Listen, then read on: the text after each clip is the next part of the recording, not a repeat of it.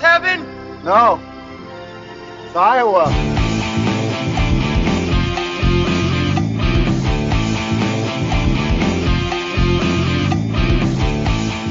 Eric, I wish it was your chili I was getting fat on. You want to know your future, Ben? Yeah, tell me my future. It's all used up. What do you mean? Uncle Grandy. Randy owns it now. I don't drink. I'm just eating a chocolate bar over here. Anybody have any coffee? 30 years to the force. Piece of shit turkey ranch, all I got to show for it. God damn. Wow, guys. This week, it's Touch of Evil.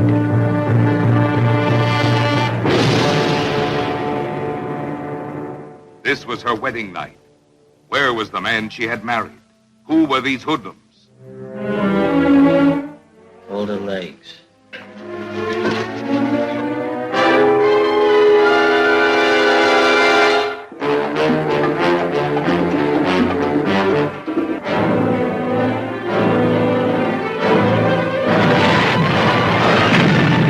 Starring this outstanding cast: Charlton Heston, Janet Leigh, I could love being corny if my husband would only cooperate. Orson Welles, co-starring Joseph Kalea, Akim Tamirov, with guest stars Marlene Dietrich, Zsa Zsa Gabor. What are you trying to do? We're trying to strap you in the electric chair, boy. Only the offbeat, original, creative powers of Orson Welles could bring you so suspenseful, so gripping, so different a drama of love threatened by vengeance. Mike may be spoiling some of your fun. Mike? My husband, yeah. And if you're trying to scare me into calling him off, let me tell you something, Mr. Grandy. I may be scared, but he won't be. Of a struggle between titans. You framed that boy. Framed him! Of a manhunt like nothing you've ever experienced.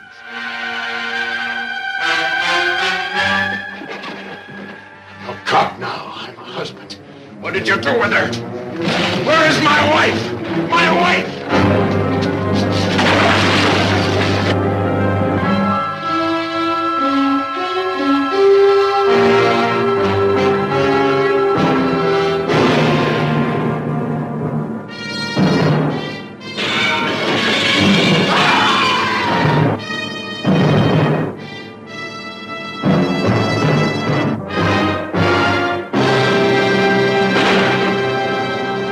Welcome to the Pod of Dreams.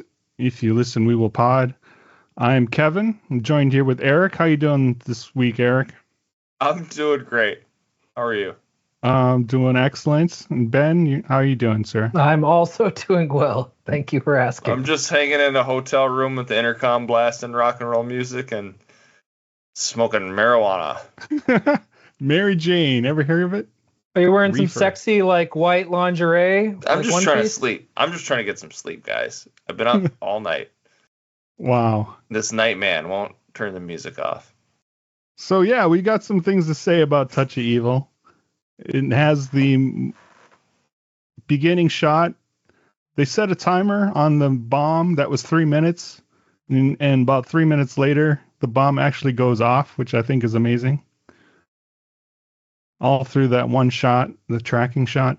Well, it's super cool how, like, the car comes in and out of, like, the frame, you know, because Yeah, we don't focus on the car for a bit. No, we not just at all, focus on yeah. Charlton Heston and his And then Bonnie you're like, Lass. they walk up to the car and like, oh crap, are they gonna get blown up? You know what I mean? There's that like whole suspense of it that's done really well. Yeah. Charlton Heston in brown face. Not a good Well, look. can we That talk didn't that age through well. first? Yeah. I just don't. He does such a bad job too.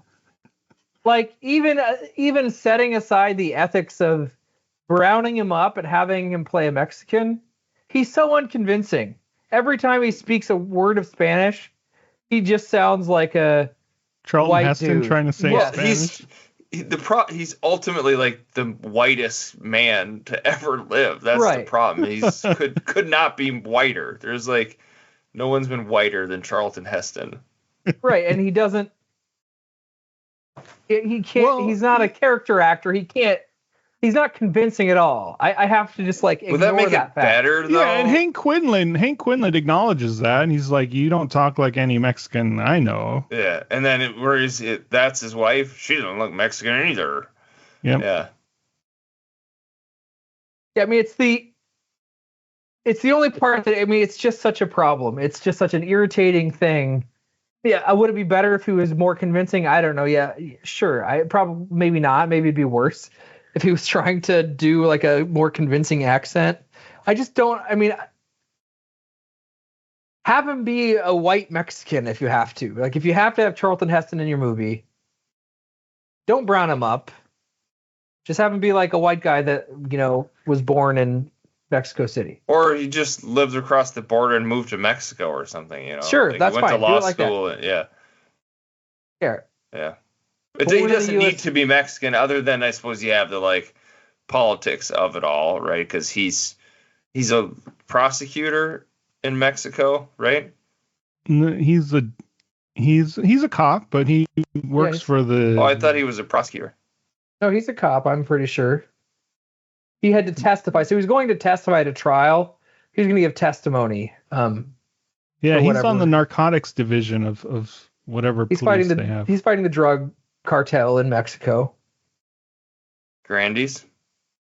Yes, amongst other. Although he knows a shocking little amount about the Grandies. I guess he doesn't know about them on the other side of the border. Maybe that's it. I don't know why he doesn't know Is if he they a own that good hotel. cop? He's kind of a bad cop. For the Well, most he's part. an And honest doesn't cop, care, at least. Doesn't care at all about what happens to his wife.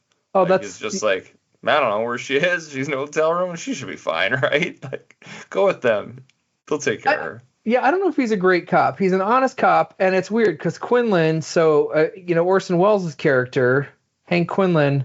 He's a good cop, but he's dirty cop. But yeah, he's a shitty person and dishonest, but he's a really good cop. And then you have Charlton Heston, who's a really honest, decent person who's maybe kind of a shitty cop. I mean, there's this whole contrast between the two of them the whole time. Who actually plants the bomb?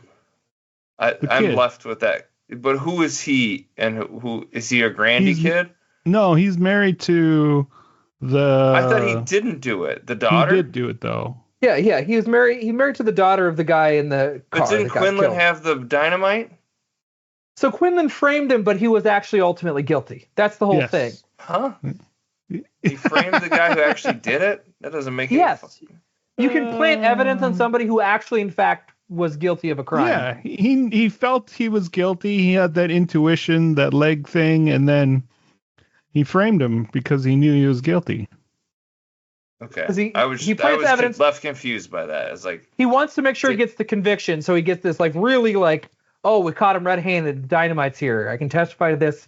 We'll get a sure conviction. So he gives evidence that will be enough to guarantee conviction. Which is a thing Yeah. he's done a lot of times. His modus operandi. That's right. Yeah. That's what he does. Vargas Heston, he figures that out, like going through the case files, right? That Yeah. He's done that before. Almost every time, they find some really just perfectly placed piece of evidence to convict somebody. And that happened a bunch all throughout his career. Yeah, and they That's- kind of give him the backstory. His wife was murdered, and he couldn't solve that case. So I think then from that point on, he figures he'll solve the case no matter what. Is that when he Including- starts going to the fortune teller? And Yeah, drinking probably. bourbon. I think Yeah. it mixes with I mean, who he used to date, right? Because he's a recovering alcoholic. Now he just eats candy bars copiously. So did Orson Welles write this movie? Yes. Okay, so this is all his baby. Yeah. Because I Yeah. thought I heard somewhere that they brought him in at the last minute and he wasn't going to do it. But maybe I'm wrong about that. That wouldn't make any sense since he wrote it.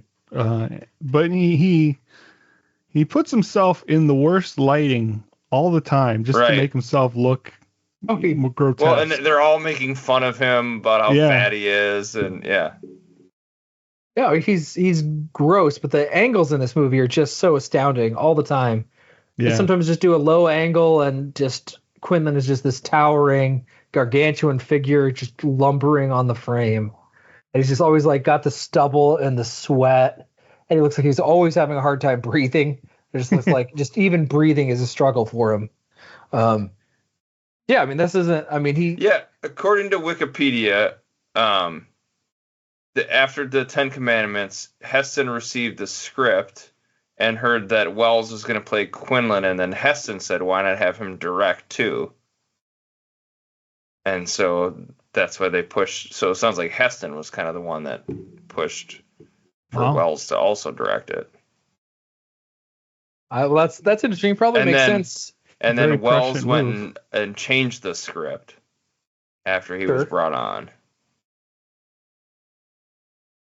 Probably means then he gets a writing credit if he changes Yeah. the script. That kind of makes sense. I mean, was I guess hard to work with or whatever, but great. And Heston's like, let's have him do it. He's a great director. this was his last. And Heston Hollywood was a big movie. star at the time. So it would make sense that you'd need leverage. Yeah, from it's all Heston to based get on a novel, Badge of Evil. So Universal had the rights to the novel. Which is a better name than Touch of Evil. I don't know why it's called Yeah, Touch of Badge Evil. of Evil is way better. I suppose it is to give it Agreed. away that he's evil. Like, does the reveal that he's actually the bad guy not land if you already know? No, I mean the movie's pretty obvious about its themes from the get-go. Yeah. I mean, Quinlan is not. I was surprised. I had seen this before. This isn't the first time I've seen this movie, but the first time I was surprised that he was behind it all. Maybe. I mean, he seems kind of grotesque and you know. Yeah, but like you said, Morally he's ambiguous actually from a the get-go. good cop, though. He's figuring it out. He knows, asking the right questions. Like, it seems like he's investigating the crime as like a good cop would. He is, but he's using shortcuts because I mean we see all the thing about the game, right? I mean this is the Grandy guy, the Joe Grandy. He's like he knows where the limit is and the line is. He follows, which isn't a crime. He kind of tricks Janet Leigh to come meet him without actually threatening, coercing, right? Like he knows how to get away with duplicitous behavior that isn't technically a crime. Like there's all this stuff about rule following. But I mean, the real star of this movie, I mean, even though it's Orson Welles, is really just this movie so immaculately shot and paced, I guess. Like I forget how tense it is for so much of its runtime, especially in the beginning. I mean, you have that big long tracking shot when the bomb blows up, and then it's kind of chaos, and they're running around, and there's a guy throwing acid. It's like, I totally forgot about the acid guy who shows up, and then he's getting chased by the Mexican cartel, and everybody's just running around, and it's got this really modern pacing, which I love. Like it doesn't. It looks like an old movie, but it feels like a much newer movie. I don't know if that makes sense. Yeah, it's a little jumbled though, because I think that technology's not quite there because they got these, fucking giant cameras and shit. Yeah, So oh, sure. it looks a little jittery. But you're right. I think it was probably the first of movies where it's like, oh, this you can be in one place and go from one place to another and like feel like you're on a location and it's not in some like Casablanca just feels like they're, in some soundstage or whatever. Like this Yeah. actually Right. feels like they're in a real place and they're going from one scene. Like there's a scene where Wells and Heston are in the car. Or maybe it's Heston and the other cop guy. And the camera's like on the hood of the car and you're like looking at them as they're driving. It's like how many movies in the 50s had like that kind of look where it wasn't the fake where they're in the car and it's just the fake Batman screen behind them. effect. Yeah. Yeah. Yeah, they had handheld cameras. Like they follow them into the elevator, the lift, and then they all get in. I thought that was pretty cool. But yeah, Wells is always shot like up at him, and he just looks like a gross, sweaty blimp. Yeah. I mean, to think he did that to himself is just kind of wild, and That's he what made the himself part look needed. that way. Yeah, Yeah, he's like, this is the character. This is how it needs to look. Yeah, it wasn't trying to be flattering. He's like, well, not at all. Yeah. I need to make this character come to life. And he's great. I mean, I know it's Orson Welles, but there's times where I would forget, like he's just kind of sliding into the role of this character in just little subtle moments, right? Like I love when Joe Grandy's going to try to make the deal with Quinlan. Like we had the same problem. I can get rid of this guy. And then, he in the bar, he brings the shots, and Quinlan's just kind of thinking and processing. He just kind of absentmindedly takes a drink, not even really cognizant. And the guy's like, "Let me get you another." And he's like, "I don't drink." And then he looks and he realizes, and he realizes how deep he is in it now. Anyways, I've got a theory that's coming up now that we're talking. My brain's going. Is Quinlan actually innocent of the framing charges? And it's really the other guy that was planting the evidence? No, His I don't know partner. his partner was worshiping the ground that he walked on, and was just amazed at. Right, How- but was he the one planting the evidence because he worshipped that guy, because he worshipped Quinlan, to ensure that Quinlan got the conviction? He was always Because- doing that. Yes, because Quinlan took a bullet for him early on in his career, remember? Right? Like, Well, why was he Here- wearing Yeah, the they wire say at that's the the end? second then? bullet. I because took for you. he wants the smoke off of him, right? Because he now knows, now they can tell that somebody's been planting evidence, and he was always working with Quinlan on every one of these cases. When Heston looks at the file, he's like, "What about you? I've seen you looking at this. You're on all these cases too. You didn't know about this?" And then in the end, Quinlan gets shot, and he says, "That's the second bullet I've taken for you." What did he mean by that? I think he got the smoke off of the other guy, and Quinlan got the blame. I don't know. This is just now clicking to me Well, because wasn't it literally the second bullet he's taken for him? well, it's more Like, metaphorically. I know, but also wasn't it literally the second time he took a bullet for him? Well, the guy. Well, we don't shot know why him he the has a second- bad leg. Maybe it was his leg. The bad leg is because he was shot. Like Yeah. So he was got literally shot. shot twice. Yes, and he got shot by the guy. He took a bullet for the guy a long time ago, and then he gets shot by that guy. But I think the second metaphorical bullet is that he takes the blame for somebody else's actions. It's a good theory. I think It's not a that bad now that we're theory. saying this, I actually think that's So there's a layer of Quinlan's good. Like he got a bad Well, rap. he's really racist. And He's a kind of murderer. a shitbird, and he is a murderer. He did kill, Uh, but he killed Grandy, who was a bad guy, and he definitely tried to frame Janet Lee, right? Like Yes, that. he tried to kill two certainly birds with happened. one stone. Get Yeah. rid of the Grandy guy, and also, frame Vargas to get him off of the trail. But Vargas The goes to the other Janet Lee guy. thing is great. Like she's all smoking hot, but like the fact that is Jamie Lee Curtis's mom, right? And also that 2 years later she did Psycho. Yeah, Crazy. that's right. And she's a big star, and she was killed right at the beginning of that movie, and nobody Yes. saw that coming.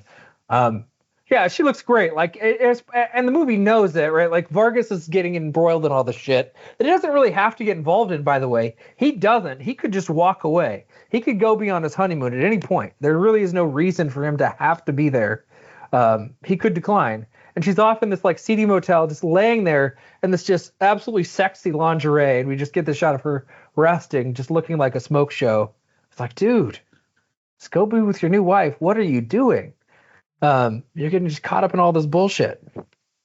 But anyway, That's now the frustrating part of the movie for me is that, like you said, Vargas doesn't need to do any of this. He's compelled, and then he just doesn't. He puts his wife in absolute harm's way, and this takes no responsibility for. Like he gets to the hotel and she's not there, and he takes him forever to figure out like something was wrong, and then he's dicking around with the Nightman guy who's. I don't know. Is he on drugs? Is he handicapped? I guess I don't. I think he's handicapped. He seems to that be dude's- special needs. I don't know. That dude was like straight out of Texas Chainsaw Massacre. Like, absolutely one of the Chainsaw Massacre kids. But I love that character, by the way. Just a jittery weirdo, just on his own plane. He like knows stuff is wrong, but just anyway. I assumed he just had his personal struggles, whatever those were. You want to put it that way. it just takes Vargas too long to figure out, like, dude, your wife's been kidnapped or she's in danger and you need to like deal with this. And it's all because of you. It's 100% because of him. He's involved in this case. Like, you're going after the cartels. Like, don't you think they're going to come after you? And he just takes no responsibility at that. His whole the Heston thing, that character does bug me quite a bit. I mean, he is frustrating. I mean, I think he's supposed to be a little bit. He's sort of the It's like conscience of the movie. Atticus, kind of character.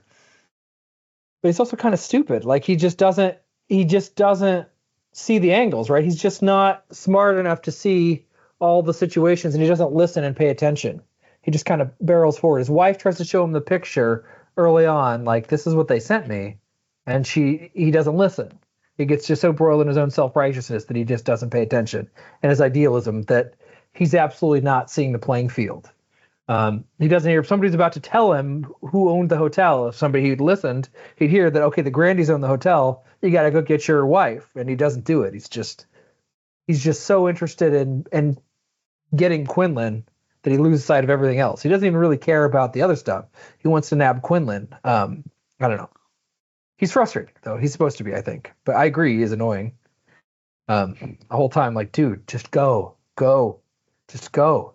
And that sense of danger just gets worse and worse. It's just like she's there. She's isolated. He's like, I got to look at these old records, these public records that are on Quinlan. Greasers show up. Yeah. And in the most crazy hotel, I brought this up before the pub, but was this a construct just for this movie, or was at one point in time you could get an intercom in your hotel which would blast music to you? Was this ever actually a thing? I just find that astounding. What's the market for that? Why would you want that? Yeah, I don't know. You like to party, I guess. You want to party. Yeah, I guess you didn't have boom boxes. You didn't have portable music then. Yeah, you didn't have a radio in your hotel, so that'd be the only way you could get. I guess, and you didn't have TVs maybe then. TVs were still probably not common in hotels, so maybe that was your entertainment. I just don't know why you wouldn't be able to turn off on and off yourself, though. That blows my mind. You think you'd be able to say I don't want sound, but you'd call the nightman and say, hey, I don't want sound, and they'd turn it off. And they'd respect your wishes. And not they would. Well, also there's a lot of the like switchboard stuff too, where like they call and he's got to switch the line to, that whole thing seems like, completely foreign to me. So is this supposed to be? Are we at like El Paso? Where is this? Do we ever get? Obviously, it's right on the border of U.S. Mexico, but like, what city is this? It's got to be like El Paso, right? I assumed it was something like that, or it could be like Tijuana and whatever is on the other side of Tijuana. San Diego? Sure. Yeah, I think it could have been California. I wasn't sure which it was. I can't remember if they say or not.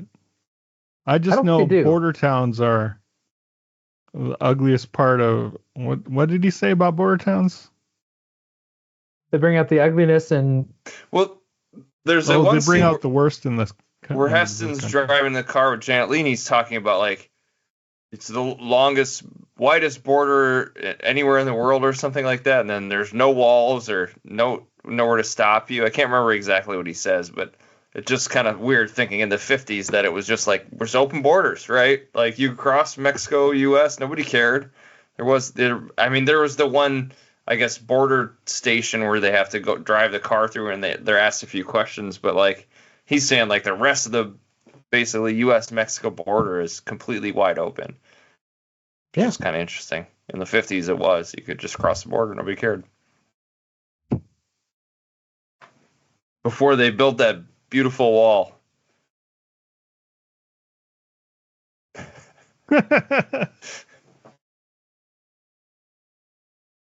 That got real awkward. Yeah, no comment on that one. Jeez. No, that's one. You got your bit. I don't know. Really yeah, I noticed that was like it's wide open. We share that. Yeah, I don't know. If people just run across the border a whole bunch, and it got even confusing deliberately. I did like which side of the border are they on? Wait, are they on the Mexican or the U.S. side? Just couldn't really tell.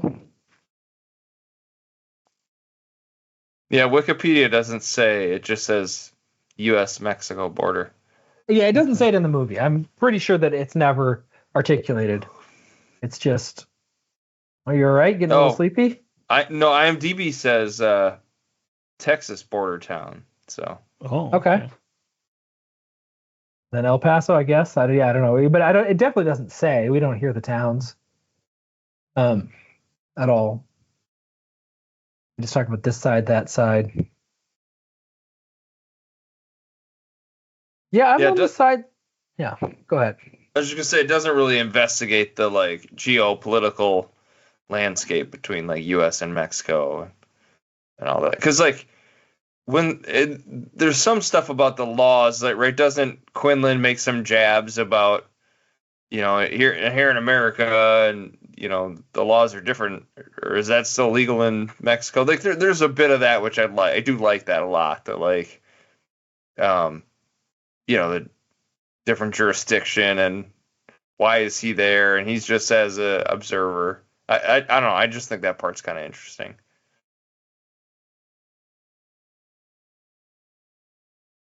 Yeah, it is. They talk about it a little bit. They want to avoid an international incident, and if a bomb was lit in Mexico but then exploded in the U.S. side, what does that mean? If it's a Mexican killing a U.S. citizen who's prominent, that could be really complicated. So there's a little bit, but we get more pulled into the battle between Vargas and Quinlan, which ends up being really the bulk of the movie. And I don't know. It's so well shot that I kind of forgive its sin of Charlton Heston being a Mexican, and some of it being a little bit muddled. I mean, just even the very end with like he's trying to get Quinlan on the recorder, and we get Menzies trying to elicit the confession, and then Charlton Heston has to like run around to stay in range with this old receiver or whatever. He has to just be sneaky about it. He's got to go under the water. And it's loud enough so that Quinlan can hear it. So he hears the echo underneath the bridge. Yeah. And his leg starts going off. He comes sober enough that he kind of starts to kick in. Like he starts to see enough super drunk and then just like sobers up a smidge. I don't know, but it's great. And then he shoots his buddy Menzies, and his hand's got blood on it, and he just tries to wash it off in just this grimy, filthy water. And it's incredible. I loved how just gross and insane that was. There just isn't any clean water there. It's all covered in filth and pestilence. Jeez. Fucking Orson Welles is only 43 when they make this movie. Oh, wow. Holy shit. Oh, man. He's like my age when they make this movie. That's crazy. That is crazy. Yeah, it's great. He's already a kind of a has-been because when you think about Citizen Kane was 17 years. Yeah, 17 years before this. So he does. Citizen Kane is basically his first movie, right? It is his first movie. He writes, directs, stars. It's like widely considered the greatest movie ever made, still to this day, right? Yep. And he really doesn't. I've never seen the Ambersons. Is that Magnificent Ambersons? It's good. Yes, movie. It's worth watching. It's so the only version that I'm aware of is one that the studio edited and cut. So I watched for Touch of Evil. I watched the one that was on YouTube TV, where it's like the AMC or Turner Classic one. Yes, yeah. Right. They tried to do Orson Welles' original vision. Because isn't there like a card that plays before the movie starts? Yeah, it's like there's a version, then they cut it, and then he requested they put back the original stuff that he did, and the studio didn't do it, but Turner Classic Movies tried to recreate Orson Welles' original vision. It says this is the version intended that Orson Welles intended or something. Yeah, he had like 40 pages of notes or something that he wanted changed. Yeah, but the main service is worth watching, but it's that original version we'll never get because it's too cut and the footage is lost. It's absolutely worth watching. You're not going to love it as much as this probably. I mean, it's really interesting. It's also immaculately shot. It's really great, but it didn't make any money. The studio's just panicked. I mean, it's crazy that he got Final Cut. I mean, for anybody that doesn't know, Final Cut is where you go to the studio and you say, this is my movie. You can't make any changes. He had that for Citizen Kane, which I don't think did super well commercially. And he had that for Magnificent Ambersons, but they still cut it to pieces. And then he kind of, just...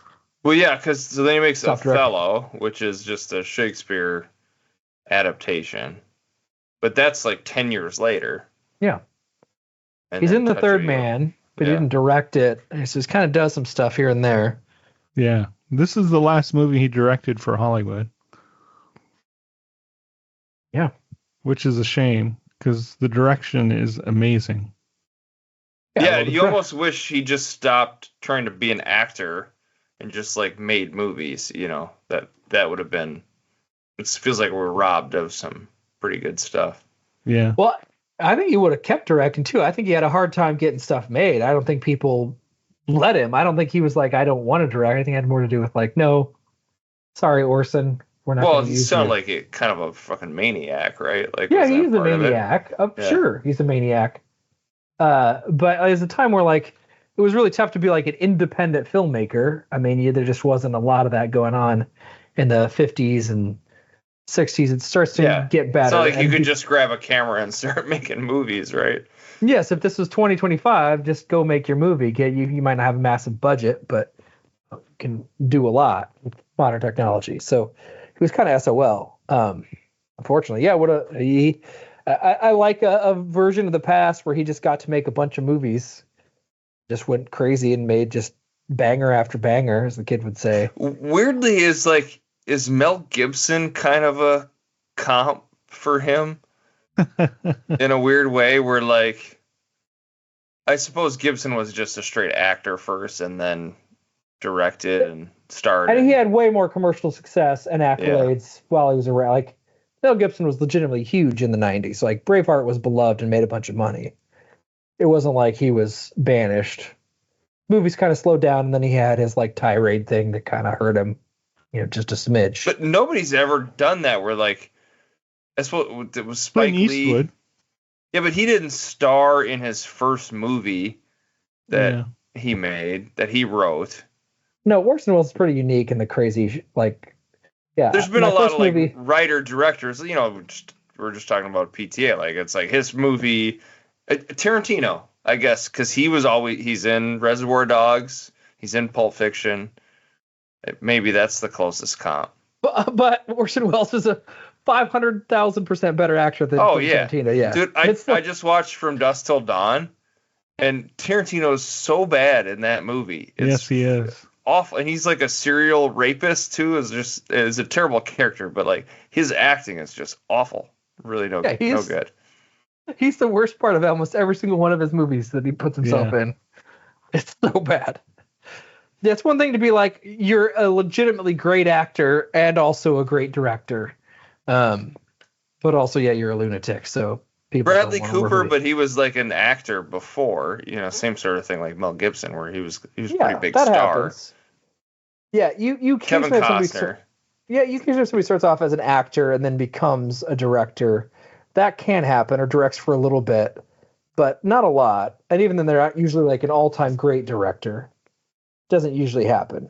No. He's like a 101, basically. Like Orson Welles. PTA loves directing, but he doesn't like, I got to put myself in movies. He's like, never been in any of his movies, has he? Not that I'm Not that I aware know. of. I don't know if he's like a background actor in anything, or maybe, I don't know. But yeah, he doesn't want to put himself in. Christopher Nolan doesn't want to put himself in. Hitchcock always put himself as just like a quick cameo. Yeah, like Basically. sure, Stan Lee sort of thing. Yeah, sure. But he wasn't like trying to make himself a star. He wanted to direct. Spielberg would occasionally maybe have a cameo, but even then, I don't let Spielberg put himself in his own movies. He's got like a Not bit that I part can Blues think of. Brothers and stuff. So I mean, yeah, usually you have the director who like loves, because you have to be a lunatic to direct, really. It's not something you can do casually. You got to really want to direct, especially the auteurs. And I don't know. It just doesn't usually work out when you have an actor who also directs, and they do it for the same amount of time. But I'm with you in that. I wish we got more Orson Welles movies, because this is like, at its core, this is kind of like a pulpy crime thriller nonsense. It shouldn't probably be as good as it is, but it's just because the directing is just so incredible. Every camera angle, virtually every choice of everything that's framed, the lighting, people are coming in and out of shadows all the time, just being wreathed or cloaked or like half in the shadow. It's just so good. The attention to detail is just astounding.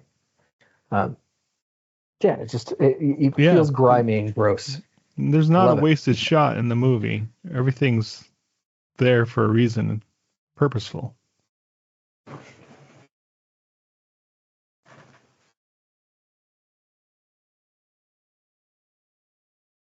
Yeah, so in the end, he gets killed, or he dies, right? He's shot, floating in the water. That's kind of a real depressing ending. Oh, I loved it. Yeah, it's depressing, but he's like, so shouldn't somebody come and get her? She's like, somebody pick the body. He's like, somebody be here soon. And it's just floating in the filth. Like, I don't know if it's like it's on the river. I don't know. Is that a river that connects the two, Mexico and the U.S.? I didn't know if that's literally where it is. Oh, on the border. Like if there's just a stream of water that just the Rio Grande or whatever. It's not the Rio Grande, but that's what I was thinking, Rio Grande. But yeah, maybe it could be. Yeah, maybe. I don't know. But that's what it felt like, and he's just floating in the filth. Oh, I love it. It's very depressing. Yeah, the Rio Grande forms a border between Texas and Mexico. Yeah. Also known as the Rio Bravo in Mexico. Okay. I think you're right. Well, it's so good. I don't know how else the movie could end. It seems a little too happy for Janet Leigh. Like, the movie, I don't think you get rape vibes, and I think we're supposed to believe she didn't get raped, but boy. Yeah, she didn't even get shot up with heroin. They shot her up with sodium pentothal for some reason. How was she unconscious, though? Is she just sleeping? Right, because when Grandy comes in... Well, they shot her up with sodium pentothal. Maybe that's enough to... Like truth serum? Yeah, maybe enough of it will make you sleepy. I don't know. And I didn't know... Yeah, I don't... Did they have her smoke any weed whatsoever? Yeah, and there was some other drug that Charlton Heston mentioned too. I can't remember. Yeah, I mean, they were led to believe that, yeah, they just knocked her out and took her away and made it seem like she'd done a bunch of drugs so that they could get Vargas in trouble. The reefer. But even when Vargas kills Joe Grant, it's so good. Just that whole crazy sequence. Like there's ripping clothes, Grandy's like smashing the window to try to get out of the room, just running around, and Quinlan has this insane look in his face. It's so good. And then even the like little dummy we get of dead Joe Grandy when Janet Leigh wakes up. I mean, it's just you get this quick shot and she just screams, runs out naked, asking for help. It's just so good. It's just fantastic. Anyway. Yeah, it's a kinetic scene. It's well done. Well shot.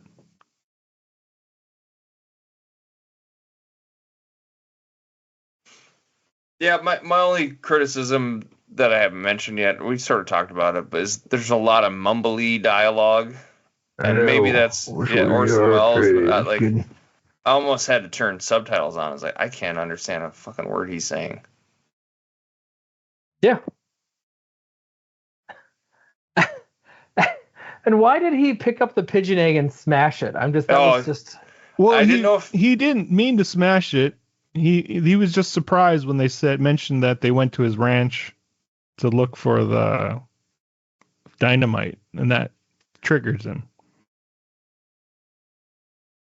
But it looks like it just sort of crushes in his big sausage hand, you know. He just picks up the little egg and just and he's just like wiping his. You just have like egg yolk all over your hand, and you're just like walking around. He's just such a disgusting guy.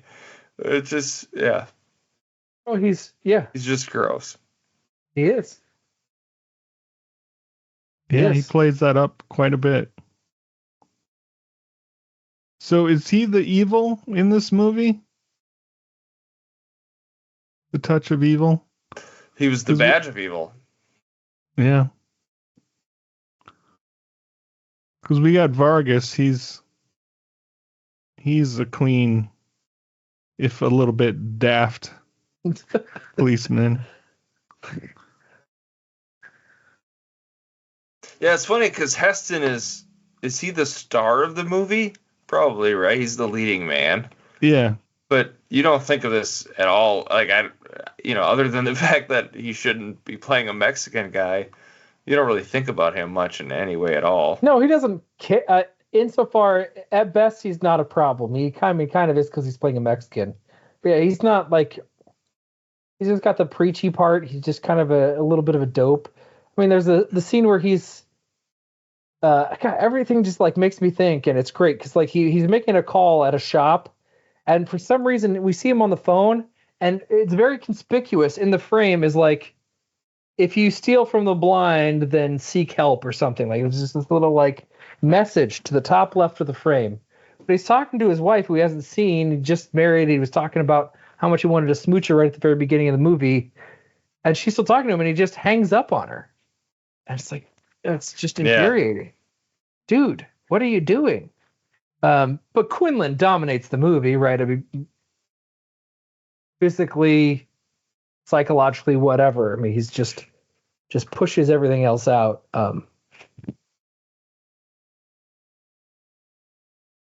Yeah, so Heston does 10 Commandments in 56, and then this in 58. I mean, he's in a bunch of other stuff. I don't know, TV. Was he? I don't know what. Planet of the Apes is coming up soon. That's like 60, 61. Ben-Hur 59. Oh wow. Yes. So he goes 10 Commandments, Touch of Evil, Ben-Hur, and then into Planet of the Apes is 66. Oh, I'm off. Okay. It's a good run though. Yeah. But I always think of him as the like NRA guy. That's who he is to me. You know, that's how I know Charles Heston. You and Michael Moore. Yeah. He stretches into the 70s. He's got Omega Man. He's got Soylent Green.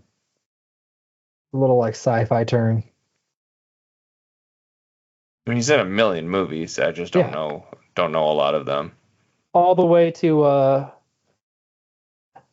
Any Given Sunday, right? He's in the Oliver Stone Any Given Sunday. Is he really? I think he's one of the owners. He's in Wayne's World too. Remember that we need a better actor for this scene, and then he comes in.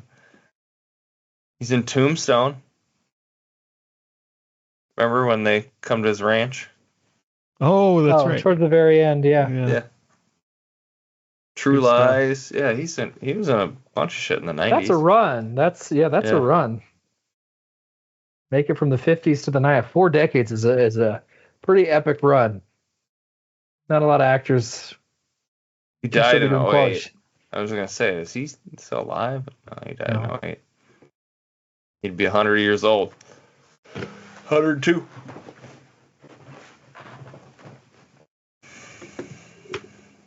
Yeah, you just don't think of him. I mean, he's just kind of there, you know? Yeah, he was, yeah. He kind of strangely just plays an everyman sort of well. I mean, should be something a little bit more. He's just kind of preachy. And in brown face. He's kind of like Clint Eastwood a little bit in that way, like as an actor. A little bit. He doesn't really do a whole lot. He's just kind of there, you know. He's not charming in any way, I wouldn't say. Yeah. I agree. It doesn't quite have the Clint Eastwood aura. Like, I don't know, like I can see Heston doing A Man with No Name and being as compelling, just by staring and just looking mean. He seems like a tough guy, Heston. He looks as tough as Clint Eastwood. Do you think he could do the snarl that Clint Eastwood could do? I'm not sure. Yeah. I think he does the plain spoken. Clint Eastwood had more of the like leading man kind of vibe, but yeah, I guess I don't know how to describe it.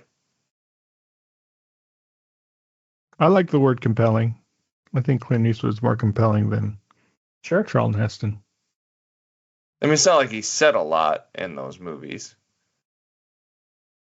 It's just his affect, I guess. Right. Yeah. That's what I'm saying. He's got this just like more tough guy aura.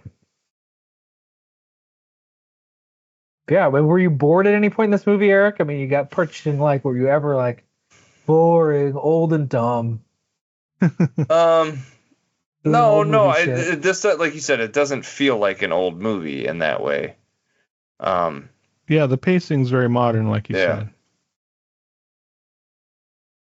It's not, most of at least the movies I've seen in the 40s and 50s, it would be more of a love story about Heston and Janet Leigh and like their there'd be some of this crime drama in the background, but there's really very little of that, of their like romance and melodrama with them, which I think is good.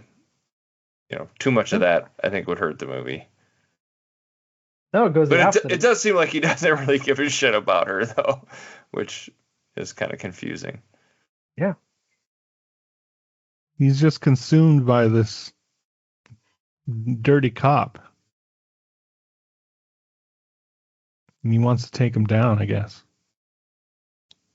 Even though he has other things to worry about, like testifying in a giant drug thing, cartel, and his newlywed wife. Well, it's also kind of interesting because, I mean, it's a losing battle, right? Because you think of what happened to Mexico over the next 50 years, right? The drug cartels kind of took over, right? Yeah. So the Vargases of Mexico, I'm sure a lot of those people didn't make it.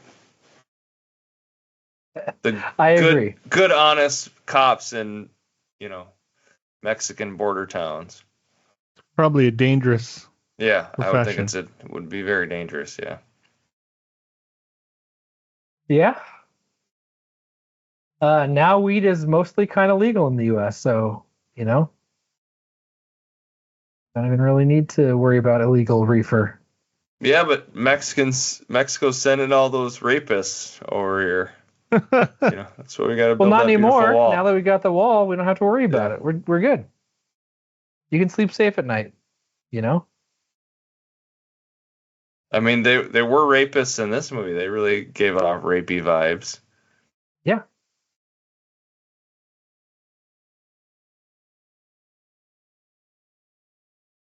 Yep. But were they Mexican or were they American? I couldn't tell where the Grandy. I thought the one guy looked kind of like an Asian person. I don't know. the one greaser guy.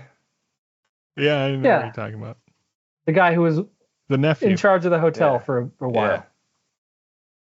Yeah, I mean, that was the point, right? Because there's Grandies on both sides of the border, right? So there's this mingling. Some are technically American. Joe Grandy was technically an American citizen. They just come back and forth all the time, and it helps in smuggling the drugs, I guess. I don't know. Yeah.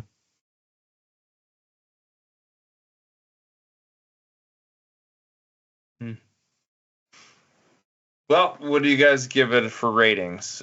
I'm interested a little bit to see where you put it. There's a lot of problems with it. I think the brown face obviously is pretty silly nowadays. But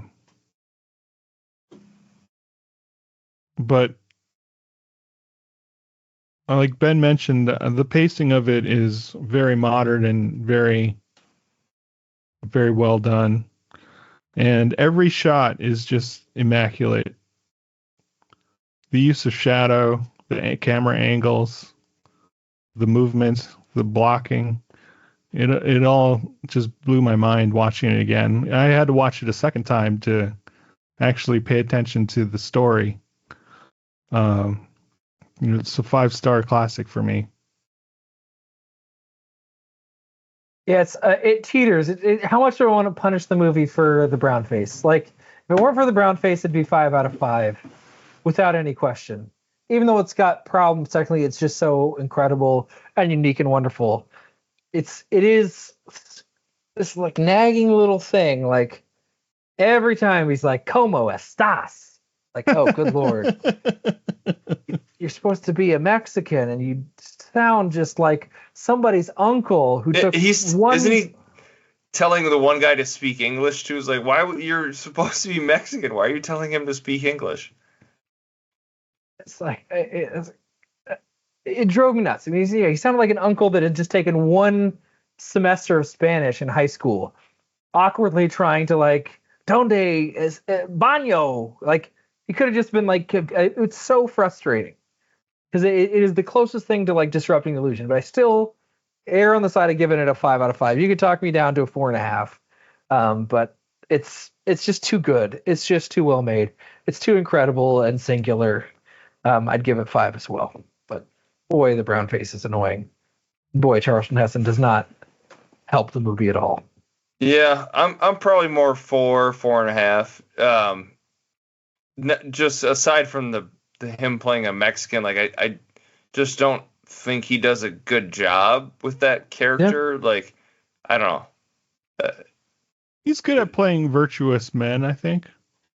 Yeah, but it's such a one note thing, you know. Yeah. I don't know. There's just no nuance to that character at all. And Janet Leigh too. She's just sort of like a helpless victim for most of the movie. Yeah, I mean the Orson Welles thing. He's great. It's awesome that he directed himself to be that kind of sleazy, disgusting scumbag. I think that's super cool, and you know the way the movie looks so modern is really great. I would just ding it a few of those, maybe a star and a half. Just saw Orson Welles is from Wisconsin. Did you guys know Kenosha. That? Went to public school in Madison through 4th grade. Wow.